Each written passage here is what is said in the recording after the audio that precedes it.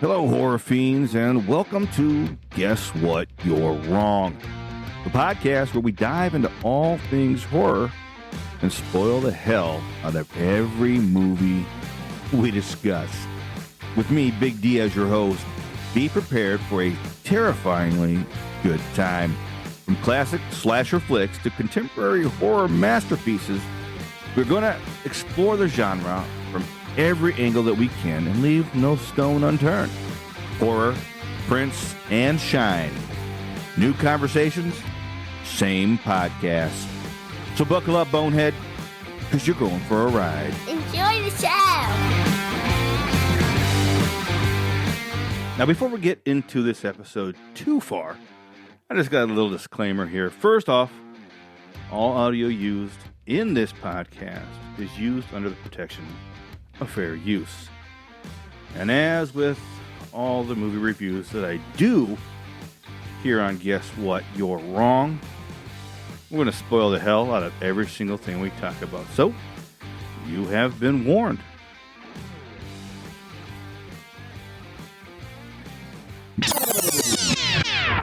Hello and welcome back to another very Germanic expressionist episode of Guess What? You're Wrong. Now, today in this episode, I know little housekeeping before we get into this episode. I know that there was a missed episode last week.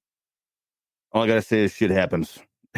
Work, pulling me away all the time, not having a chance to actually sit down and record this episode for last week's release. Kind of, anyway, it is what it is, but we're getting right into this episode. As you can see, I'm here solo today. So we're hitting back into that history, the history of horror, going back to those classics like I had promised I was going to do. I was covering a couple from the 20s, actually 3 of them from the 20s. And the next episode covering the unknown, I may have a guest on here with me because he enjoys that movie. But for this one, we are covering from 1920, the cabinet of Dr. Caligari. Now, the doctor of sons of bitches. Blah, blah, blah, blah. The cabinet of Dr. Caligari. Oh boy, this movie is this is slated to be one of the quintessential works of German expressionist cinema. I mean, the whole thing is filled with dark and twisted visual styles with sharp pointed forms, oblique and curving lines everywhere, structures and landscapes that lean and twist in unusual angles, and shadows and streaks of light that were actually painted onto the set there. Thank you for that, Wikipedia.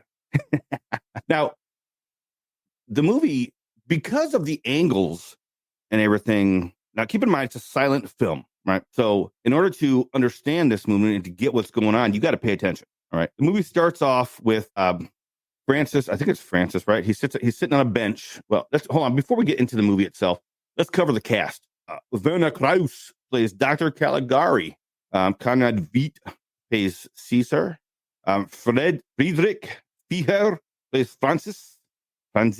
Okay. Lil Dagover plays Jane Olsen. Hans Heinrich von Bordowski plays Alan. I'm trying my best with my Germanic accent, if you can't tell. Rudolf Lettinger plays Dr. Olsen. Rudolf Klein-Rouge plays Ian Vernbreiker. Spectaculicious, baby. Right? Anyway, so that's the cast. The movie was written by Karl Mayer and Hans Genowitz. Directed by Robert Wien. Okay. Good enough for me, right? Anyway, so to the plot of this movie, right? Opens up in a park. Have Francis is sitting on a bench. He's talking to an older guy, right? Complaining about what's going on here. And it leads Francis to explain, this woman walks by, right? Francis explains that that's my fiance, Jane, and that she's gone through a huge ordeal. Now, a lot of the rest of the movie is in all flashbacks, and it's telling the story about what happened, right? Francis and his best friend, Alan, they're such good friends, but they were both in love with Jane.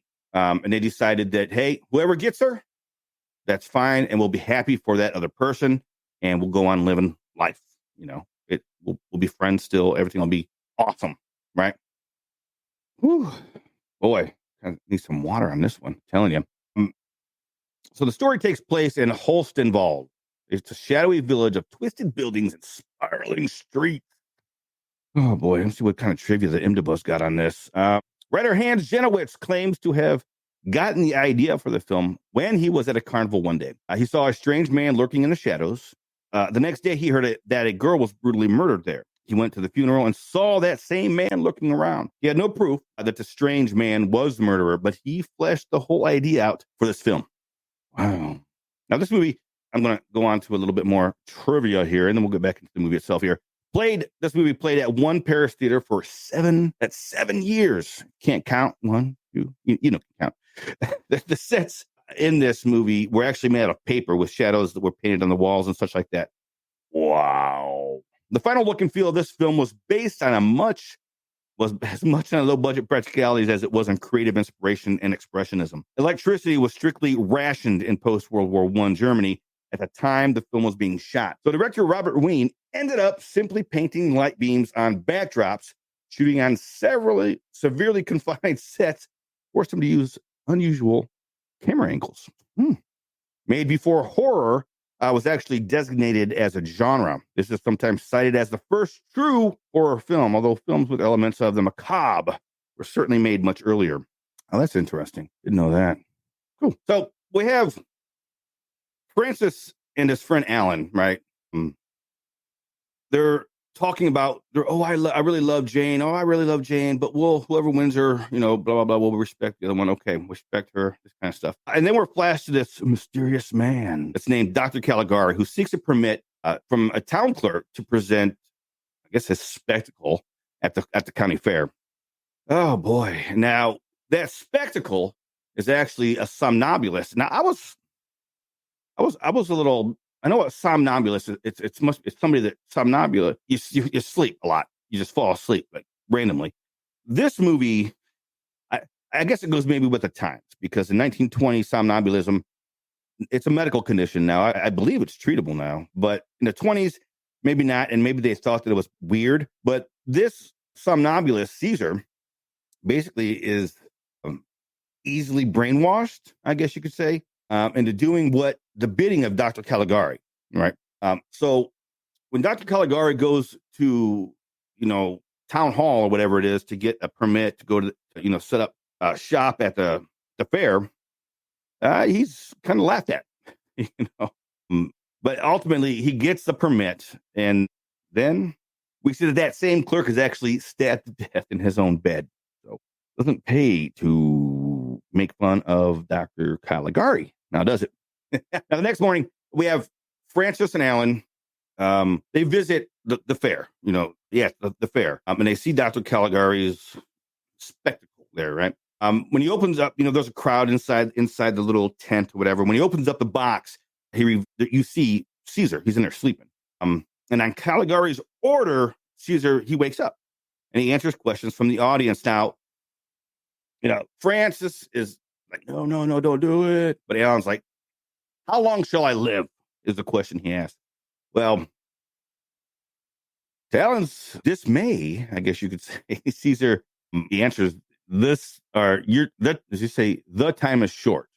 Something like that. You die at dawn. Now, Alan's kind of like, what? Francis is kind of freaked out a little bit. Now, later that night, when Alan is at home, somebody breaks in, and guess what happens? He gets stabbed to death. That's right. So he did not make it through the night. He dies at dawn. Is dead by dawn. Different movie. Anyway, the police. Now, Francis obviously is grief-stricken. It's his best friend. But look on the plus side, though. I mean, he doesn't have any competition for, what's her name again? Jane. So, anyway, his best friend is dead now. So now the police are going to start investigating, right? That night, the police, they apprehend a criminal that's in possession of a knife who was, he was caught in the act of trying to murder an elderly woman. So they're like, this is him. This is the guy that killed Francis, or I'm sorry, Alan, and the town clerk as well, who died earlier. Turns out this guy, he confesses to trying to kill the old woman, but he was locked up. So he couldn't have been, hold on, rewind. I think I left something out there. But he confessed to trying to kill the old woman, but he denied the two deaths that he had any part in the two deaths. They were trying, Alan and the town clerk. He was just taking advantage of a situation, just trying to kill the old lady, I guess. Now, later on that night, or at night, I don't know if it's that night or the next night, it doesn't really say, but Francis spies Dr. Caligari, and he sees it, what appears to be Caesar sleeping in a box. But we are tricked, because the real Caesar sneaks into Jane's house while she's asleep and raises his knife to kill her. But he can't kill her. Jane's pretty light on the eyes, So he's like, well, maybe I won't kill her. I'll just take her out back. He abducts her, takes her from her home, and dragging her through the window onto the streets. And he's chased by an angry mob. He eventually drops Jane, and he collapses from exhaustion. Now, so it's confirmed at this point here that the guy that attempted to kill the old woman that they had arrested was found with the knife. He was locked up. So he couldn't have been the one that abducted Jane. They're trying to pin all the stuff on this guy. But he couldn't be the one because he was locked up. Right? Oh, shiza. Let's get back into a little bit more. There's some more trivia here. Let's check out some more of this trivia real fast. Weeks before the initial release of the film, posters with the tagline, "Du musst Caligari werden," you have to become Caligari, were put up in Berlin without the slightest hint that they were a promotion for an upcoming movie. Wow. The physical appearance of Caligari was inspired by portraits of the German philosopher Arthur Schopenhauer. Say that name 5 times fast. Anyway, now it says sets were constructed for less than $800, and the leading actors were paid $30 a day. Now, I personally think that maybe they should go back to that for some of these actors out there. Pay them $30 a day and tell them to be happy about it. Disney. Anyway, the surviving copies of the script were believed to exist no surviving copies of the script were believed to exist until the 1950s, when actor Werner Klaus revealed he still had his copy. That copy was purchased now after his death by the German film archive Deutsche Kinematik. It remained unavailable for public consumption until 1995, when the full transcript was published. If they had a transcript, why not just make copies of it so that way they could spread them around? Anyway, in 1958, under the auspices of the French cinematique curator Henry Langlois, and historian Lotte Eisner, the set design of the film was recreated by its original art director Hermann Worm and put on display in both Munich and East Berlin. That'd be kind of cool to see, I think. Be able to go, because they recreated, it's a paper set, that'd be kind of cool to see. There's a lot of shit here. The film was entitled, okay, blah, blah, blah. Okay. Let's get back to the damn movie. We'll go over some more trivia here in a minute. Where were we at? Okay, Caesar collapsed, right? He abducted Jane. He collapsed. They can't pin it on this guy with the knife anymore because he was locked up when Jane was abducted. Now, so they go on to investigate, to ask Dr. Caligari some more questions, right? And he's like, no, Caesar's in the box. They open the box and it's a dummy. It's not Caesar. I blame C. Yeah. So now during this, the police are like, what the shit? It's a dummy. Caligari escapes. Because all the confusion with the police and everything. Now he escapes. Francis sees him going into an insane asylum. Francis decides to follow him, right? Why not? You see him go into an insane asylum. You want to know why?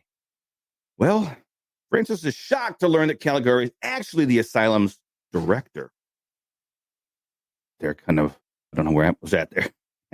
Rewind. Anyway, Francis falls to Caligari. He learns that he's the asylum director. And with the help from the asylum staff, he actually, they break into Caligari's office while he's asleep. He's at home, knocked out, passed out, sleep, dead tired of the world. They break into his office. They find some secret book behind this wall, right? Now, the writings, they tell his obsession. He's got Caligari. This guy, his name is not Caligari, really, because he's obsessed with an 18th century mystic who was named Caligari, who did what he just did. He used a somnambulist to wreak havoc or to do his bidding, kill people and that kind of stuff. And now, so the current Caligari actually was relieved or happy when a somnambulist was brought into the insane asylum. He's like, yes, I will take over here. I'll take him. I'll take control of everything. And he used that Caesar to do his bidding. So it's a little bit, I must become Caligari, is what he ends up saying. Now, Francis and the other doctors, they do call the police into Caligari's office, where they show him Caesar's corpse because he's in there dead now. Caligari, he attacks the staff, he's subdued, and they throw him in a straitjacket and throw him into the room. He becomes an inmate in his own asylum, right? This is where it kind of takes a little bit of a turn because you don't know for sure what happens next. It returns to the present, right? Because all this is the story that Francis is telling from the beginning of the movie. So it returns to the present. Now, in a twist ending here, it's depicted Francis is actually an asylum inmate. Jane and Caesar are patients as well. Jane thinks she's the queen, while Caesar he's not a somnambulist. He's awake,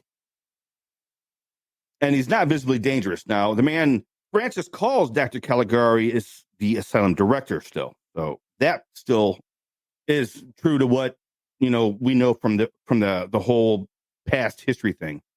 Whew, man. Now, the man Francis returns to, okay, blah, blah, blah. Francis attacks Dr. Caligari, who he saw was actually the asylum director. Francis is then, they throw him in a straitjacket and throw him in that room that they had Dr. Caligari in. Back in the story. Wow, it's just, man. Now, at this point here, the asylum director, he says, now that he understands Francis's delusion, he's confident that he can cure him. That's the end of the movie, right? There's nothing left to the movie here. It's not really that long of a movie, to be honest with you, but it's odd because of that twist ending. So you're left to think back. What was true? Was the story that Francis was actually telling this guy in the park as Jane walked by, all blah, blah, she's all had suffered from something. She suffered from something, right? So the story that Francis tells about Alan and him going to Dr. Caligari's cabinet at the fair, was that true? Was that all actual events that had happened? Or is the truth that Francis is actually insane and has, delusions, and he's making this whole thing up? And boy, it's just kind of fanciful. What is the truth in this movie here? I don't know. This is a good movie because while you're paying attention to what's going on here, it makes you think. You got to think about, okay, and you go through the whole movie and you're not sure what you think that what you're watching is the actual happenings or the actual line of events that's happening. It's not until the end when you find out that Francis is actually a patient at the asylum that you start thinking, wait a minute, was this whole thing just his deranged mind making up, vision stories? What a movie. Tell you. I love this. This movie was a good movie. This is definitely highly rated. This is definitely one of those movies you have to watch before you die. I mean, period. If you're a fan of horror at all, one of those movies you got to watch. You got to see it. It's not that long. Easy watch. It is a silent film, like I said, so you got to pay attention. Right? Now, in Philadelphia, moviegoers were warned, do not bring children to the performance of this film when shown at the Palace Theater. Yeah, interesting. Why not? It's not that. Yeah, anyway. That's about it. There's not really much else to go into in this movie here. German expressionist cinema. I enjoyed it. Check it out. You get a chance. If you don't get the chance, I feel sorry for you. It's a good movie. And that's it.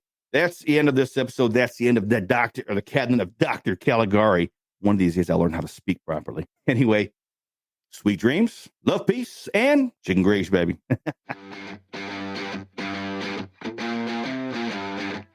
And that's gonna do it for the day.